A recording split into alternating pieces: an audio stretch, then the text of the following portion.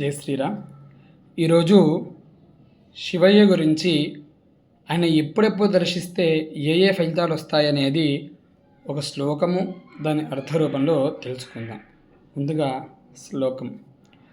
ప్రాతకాలే శివం దృష్ట్వా నిశిపాపం వినశ్యతి ఆజన్మ కృత మధ్యాహ్నే సాయాహ్నే సప్తజన్మసు మేరోః కాంచన తప్తానాం గవం కోటిశతైరపి పంచకోటితురంగానాం తత్ఫలం శివదర్శనం.